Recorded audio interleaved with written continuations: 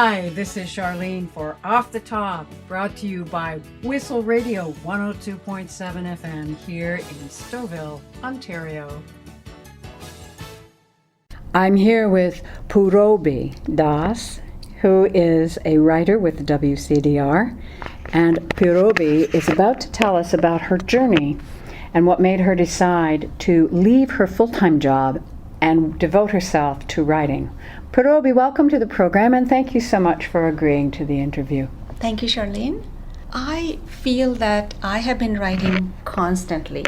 I don't just feel, but I know that I've been writing constantly from forever. And this is the way I started on my first novel. And this novel is into its third draft right now. And the process that I'm following right now is I've gotten together a group of people, various ages, male and female, who expressed huge interest in this novel because I pitched the story to them, sort of a pitch, And they said, why don't you start sending us chapters? And I've started sending them chapters, and they got back to me, and they came back with their insights, questions about sequential events in the story, what they like and what doesn't work for them. I'm finding this extremely useful and plan to finish the MS for Professional evaluation by fall of this year. As I said in the beginning, I've been writing all the time that I can remember, but there was this germ of an idea that was sort of brewing in my mind. The novel does have history in the background, but it's a fiction, historical fiction, although the germ of the idea was brought, actually I thought of it because of some kind of a family history that I have about this. So I started writing this, and for 6 years I'd been writing back and forth every little time I got in the car, on the GO train, at lunchtime, whatever. But I had to constantly put it back on the back burner because my job was very, very demanding. So finally I said, this is it. I need to make a decision. What is very important? I love my job, but this writing is extremely important, and I need to get it out. The philosophy behind this novel that I have been writing, I want to get it out. So that's it. So writing makes me tick. I love my job, but I felt that it was time I pursued what really makes me tick. That's writing. And this sense of fulfillment I get from it.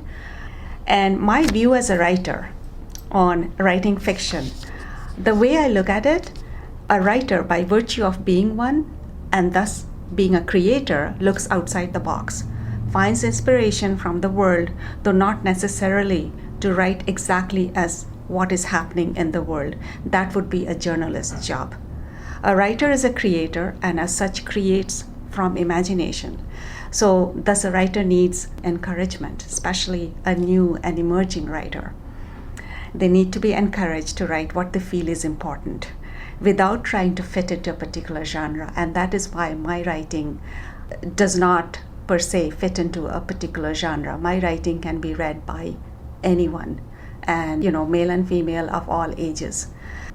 Because I feel, after all, when a writer writes, he or she is actually leaving a part of their mind and soul in that piece.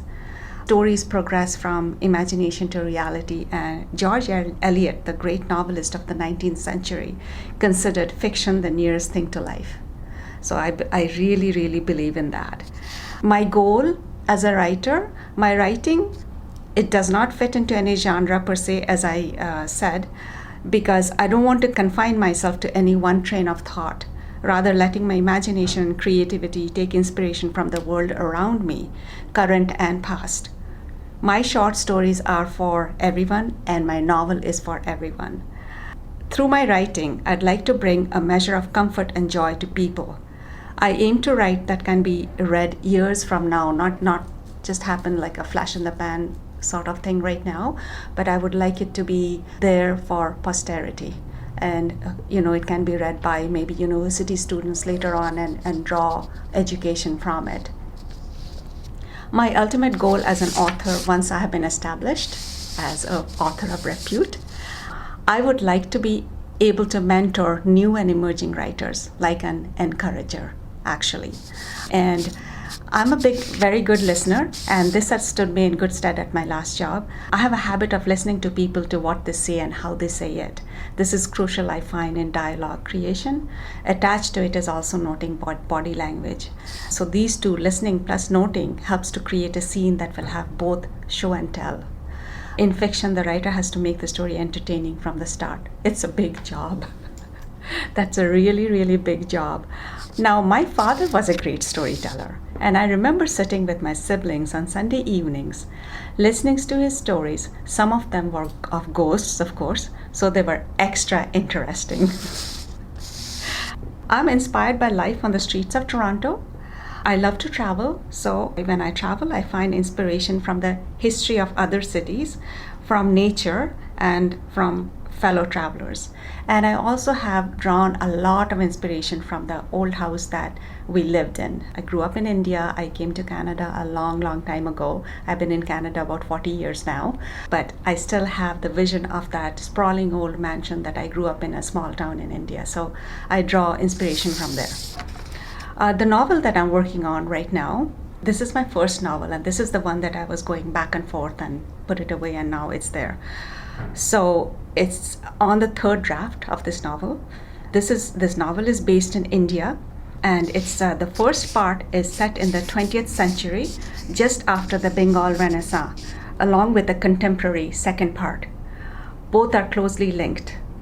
The reader will hear many voices in the story, ensure the pacing and structure flows naturally, without actually showing the thread of connection or even maybe my hand in it. There is a thread, a connection running through 3 generations. It's a story about relationships. I'm big on that, relationships. Between mother and daughter, husband and wife, brother and sister, teacher and student, landowner and the tenant. The reader will embark on their own journey through the reflections and voices of the characters. And here in this novel, I have captured age-old traditions and conventions in this book that seemingly might appear cruel to the world, but sometimes actually they do work. The conventions do work sometimes. The 2 chief characters, both female human beings, are similar in ways that become easily identifiable, and yet they are a study in contrast. The contrast is a product of the age in which they are born, actually. It is a story about love, innocent love in its purest form. But again, love, it can be love. While professing to be pure, love can also be adulterated with ulterior motives and selfish desires, which is detrimental to the well-being of fellow human beings. It is a story of childhood delights, of friendship, pure and binding. It's a story about legacy and one woman's quest for truth and an unpredictable ending. My hope is the reader can identify with characters in this novel, and perhaps by doing so, experience catharsis while undergoing an individual problem. I would like to read an excerpt from this novel. Please. At this point. This is taken from the middle of the book, just at random, and I felt this was a very crucial paragraph, so I'm going to be reading it now. Kanta's thoughts had taken wings. Like a homing bird, she had mentally flown to that part of the universe where her heart lay, beside her soulmate. She did not notice the priest's proximity as she rose from the bed. He stepped back, reluctantly relinquishing her hands. Kanta came out of a trance, and stepping away, she sat down on a chair in the veranda that ran around this part of the house. This had been their private sanctum, almost from the time she entered this house as a child bride. Was it the high-pitched laughter of a young girl wafting through the wind, followed by a deeper voice that broke into a chuckle? Kanta, why do you have to touch the puppy in front of Boroma? Now she'll make you take another bath.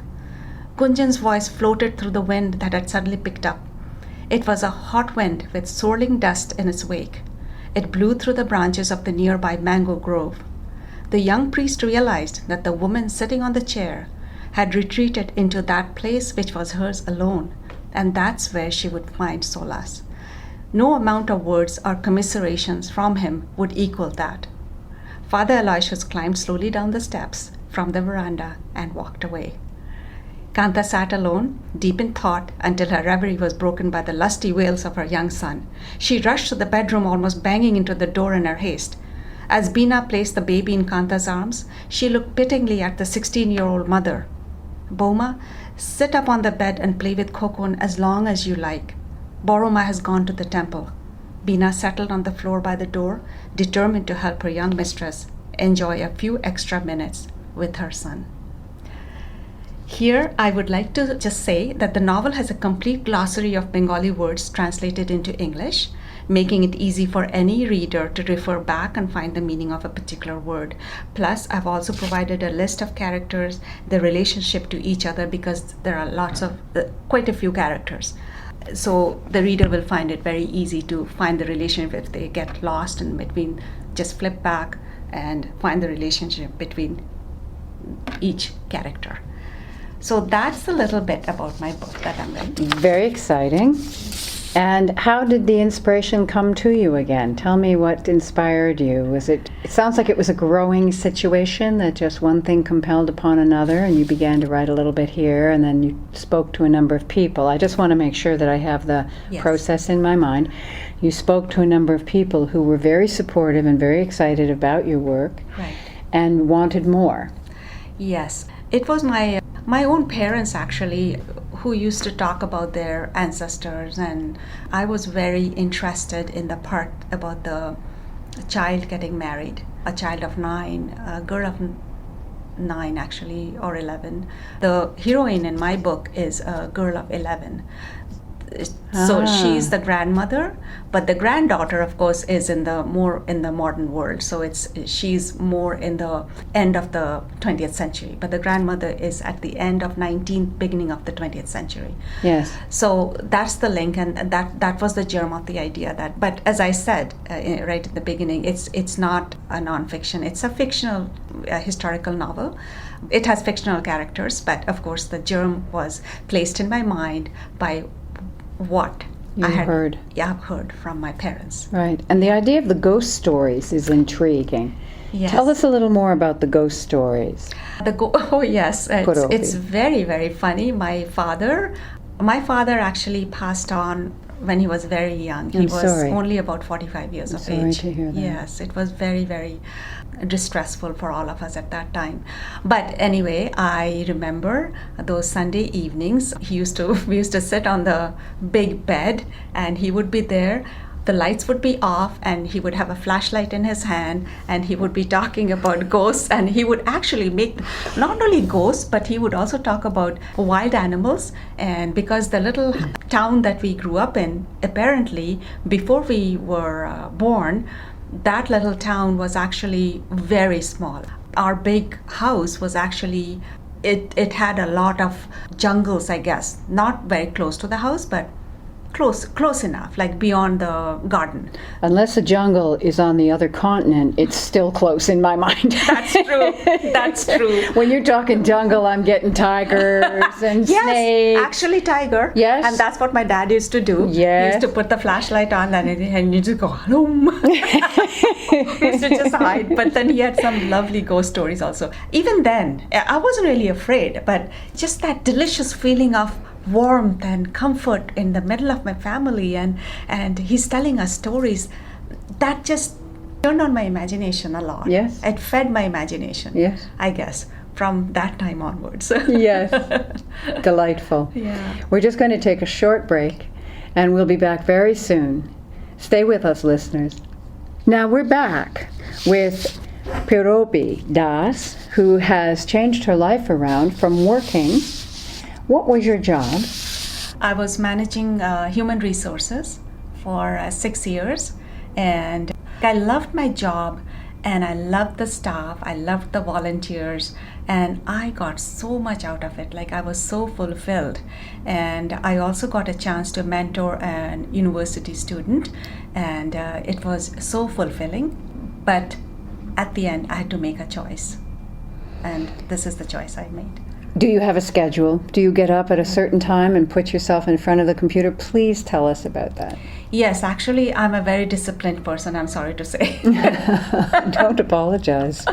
Yeah, I have kept that discipline because when I was working, I was up at 4:30, quarter to 5, because I had to take the GO train from Pickering to downtown Toronto. But I've kept that schedule actually. Oh. I still get up early enough, not maybe that early, but early enough to say bye to my family as they go out to their jobs, my son and my husband. And so I get dressed, come downstairs, have breakfast, and I don't go up all day. I'm downstairs, I'm working away. I go for a 1-hour walk actually. That's another one of my, I guess, pet things that I'm doing and I'm loving because I have more time, exercise and walking and reflecting and getting to know my neighborhood actually. The other day I said to my son, I think I've rediscovered our neighborhood because I now have time to actually chat with people and go for my 1-hour walk through the ravine and through the walkways and look at water and, everything. There's a very different pacing Yes. to going to an office, even one loves the job Right. and the people are wonderful, which Absolutely, is yeah. the best case scenario. Yeah. That's still taking from your own body energies, your own body rhythms, and saying, I'll do this for the outer world, for that rhythm at that time. Yeah, you're right. Yeah. That's a very different way of living Yes. than, as you're expressing it, Yes. having the opportunity to get up at a time that makes sense to your body. Right. Literally, when you say making Absolutely. sense, Yes. it's sensible, it's in Sensible. the body. That's right. And then go for a walk, Yeah. have the opportunity to explore the immediate area that you live in, and feel a kinship, Yes. feel a belonging to that piece of land, that little bit of area that we actually inhabit with our bodies. So true.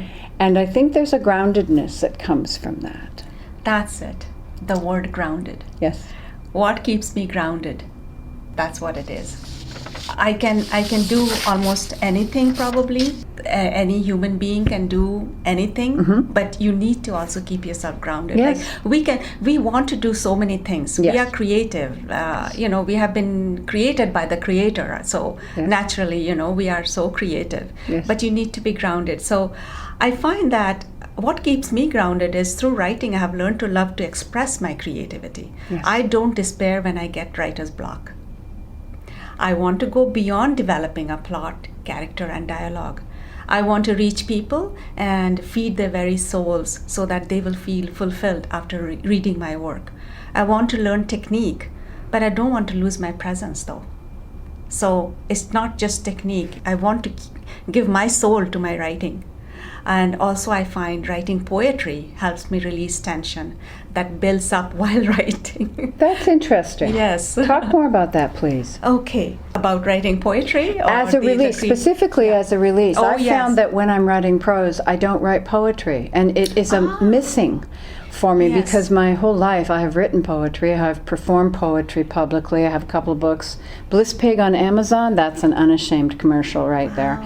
With my partner Linda Stitt. That's been my passion. As soon as I began writing prose, fiction or nonfiction, I don't have the poetic inner ear Yes, from my right. body. I'm doing something different. Right. There is a relief. So I'm kind of really interested Okay. in what you're talking about there. Yeah, I was finding this really helpful, especially the last 6 years when I was traveling from Pickering to downtown Toronto to my job on the GO train. That's where I wrote poetry. Ah, And my father's house that Yes. we heard today that Yes. I recited, that was written on the GO train. wow. So I have written quite a few poems like that, and I find that yes, when I'm writing it, I just let my mind flow, and it's almost like how we say you can block things and start doing your stuff, like even at work, you can block all the chatter around you and you can start doing. When I write poetry, it really is blocked out, like completely blocked. I'm in this world which is not even my world actually. I am actually living through something else. Of course, it's an extrasensory perception, and it's like floating through the air and taking imagination from or words from different things like the empty swing that I talked about in my father's house. It was like there's that, not just the image of it, but I could feel it. Yes. So that's what I find when I write poetry. I am feeling so much. Yes. That it releases the tension because I'm wrestling with characters when I'm writing prose. Ah, okay. All right. Sometimes I wrestle and sometimes I let them take me where they want to. Right. Right? Yes. As a wow. writer, yes. you know that. Right. Yes. And sometimes Yes. you despair because they're taking you someplace you don't want to go. One character in The Stain. Exactly. I just couldn't get her voice. I couldn't. Then I figured it out emotionally what it was. Right. And then she was going all kinds of places. I finally wrote over. her entire experience in the book, because it's about 3 different women's lives. They're all joined together and intermingled. I finally wrote Diana in 3 days because I couldn't do it any other way. I had to just slam it in. The minute my brain got involved and I started thinking about it, she just disappeared. Yeah. She wasn't going to have any part of me. Exactly. And so I had to both trust it, let it go, and then as I went, resolve the questions in terms of plot structure and narrative flow. Right. So I was really winging it. The rest of them came very gently compared to that, and I was able to spend time thinking about where they were, what they were saying, what they were experiencing, how that was unfolding, where it fit within the storyline, and it took a long time. Yeah. But she ultimately was not coming unless it was going to be a very fast birth. She was probably the strongest character. She is. That's why. That's interesting that you have that insight. Is that what you experienced? Yes, I do. Purabi, is that your strongest character is the one that gives you the most trouble? Yes, because sometimes I feel I'm so deficient because that character is coming out so strong, and I am not being able to chase that character fast enough. Who's the strongest character in your book? These 2 female human beings, and I will always say they are female human beings instead of saying female and male, because we are all human beings. So one is a female human being and the other one is a male human being. So, that way. So they're both very strong. Kanta, who is the grandmother, and Chandni, who is the granddaughter. And Chandni, in English, the meaning of Chandni is moonlight. Beautiful. And that's the name of my book. Oh, how Moonlight. lovely, yes. Yeah. So, but their lives are very similar. Without talking too much because it's still unpublished, I still have Don't want to have any spoilers, no giveaways. So that's why, so they are both very, very strong. But Kanta is, I think she's stronger because she got married at such a young age. And I don't want to give any spoilers, but she also had huge tragic losses. Right, and so there was a whole difference in how what I'm experiencing you talked to me about, so that we're not talking about the narrative, but your experience as a writer is that writing her, the words I would use is you had to empty yourself and let her be present. That's right. That's right. That's a phenomenon that I think is difficult for writers. It is very difficult. I think that is why I would suggest that if a writer is really getting demolished by the character, that they are writing about, perhaps try some poetry. Interesting. Yeah. And also read about poets. Let me get this right. I was reading the work of Rainer Maria Rilke. Rainer Maria Rilke. Yeah, Rilke. Yes. Yeah, Rilke. See, I knew it was Rilke, and someone told me, no, it's not. No, it's Rilke. Rilke. Oh my gosh. Right? Yeah, absolutely. The 9th Duino Elegy. I know there are 10. But you look at the 9th. Yes. That speaks to what is happening with our world right here, right now, in a way that is very, very rare. So, And you know his story about the Duino elegies, that he couldn't write. He was... No, I don't actually. The book I just read was the 10 letters to a young poet.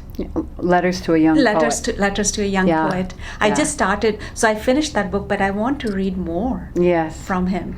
He had a wife and child, and he left them in order to write, which makes me not like him. Wife, Carla, I didn't like him because he did that. Right? I'm always skeptical and kind of divided about people who are able to create great things, but at the same time, like the Buddha, Yeah. you leave your wife and child. What's that about? I know. Sorry, Yeah. you know, I'm Buddhist many years. Still don't like that part of Right, it. yeah. However, he goes off to the Dueno. It's a retreat. It's actually called Do I know? Yes. Dueno, Yes. and he's there under the mentoring or sponsorship of an aristocrat, a woman who is aristocratic. Whether they had an affair or not, I do not know. And he gets there and he can't write. And he can't write. Okay. And he can't write. And he's there supposedly to write. You can imagine, you're there, someone else is paying the bills, someone else is Yes. footing it, you've left your wife and child, and then you can't write? This is Yeah. enormous. And I think as the story goes in my mind, he was walking on the beach one day and the whole 10 elegies came to him. Oh wow. And that's something that happens for writers, is that we call it writer's block. I've never liked that word. No, me neither. I don't think that's what's either. happening. I Yeah. think we get stubborn about being in control. Yeah, exactly. And Tell I don't me think about it. I don't think writing is a process that really does well with control. That's right. At a certain point. I At think a certain point. Sometimes, of course, you have to control, like you did. Your Right, character, you right. had to put the controls in. Yeah, I had to get it down. She was because- racing so fast, I had to exactly. get it down. Yeah. But the idea that, no, it's not writer's block, it's fallow. Yeah, right. It is follow. You need Yeah. to leave the subject, leave the consciousness, Right. turn your head to something else, turn your body to something else. Yes. Give it a bit of time. Yeah. And that is really what a lot of writers don't have. They don't have the time. They may be up against Yeah. the clock, and that becomes problematic because consciousness doesn't work that way. Just, snap my You- fingers, gimme. Exactly. Yeah. You can't just switch it off and on. No. Yeah, yeah. So what is your favorite part about writing? My favorite part about writing is, in this novel, I've also written the letters, just the few letters that Kanta's husband had written to her when he was out visiting the estates. Those letters I turned into poems, sort of thing. Oh my. Yeah. So once again, the poem is sort of creeping into my Yes. into my writing. Yes. But the favorite thing about writing is actually hunkering down and writing. I find that if I keep my door open, I also hear a few birds or something like that. They kind of background music because I don't have the radio on or TV on or anything. But that's my background music, sort of thing. So that's my favorite part about writing, that I can hear those things. Nice. Yeah. That's lovely. A different kind of Yeah. awareness Yeah. through the filters of consciousness. That's right. Where have you been published? And tell us about short stories. Is that another area we need to just look at briefly? Yes, some of my short stories have been published on www.commuterlit.com. Nancy K. Clark. Exactly. I'm a fan. Yay! You're Nancy K. Yay, Clark. Nancy. Thank you. Yes. And I have met her. She's a very lovely person. And it's so humbling to know so many great people in this community of ours. It's a very humbling experience, even at WCDR. Yes. It's such a humbling experience. So my short stories that were published so far, the first one is The Perfect Gift, and this is about homelessness in Toronto, and this I found shocking about the homelessness Okay. in Toronto when I started, Yeah. going to work to Toronto.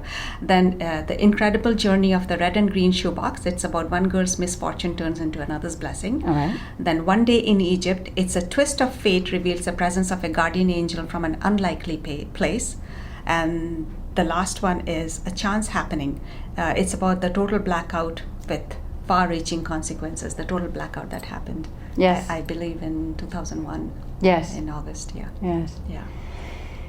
Well, this has been a wonderful interview. Thank you. Thank you, Charlene. Purabi, I'm delighted that we've had time to spend time together, and I wish you all the best on your work. Thank you, Charlene. And I look forward to having you come back on the program Thank you at so some much. point in the future. Is there anything you'd like to say to wrap up? Do you have a website, Facebook, where you want people to come and learn more about you? Well, my Facebook, my personal profile page is under construction actually, All right. now. Just my email ID, pdas@primus.ca. That's where I reside. Yes. That's my email.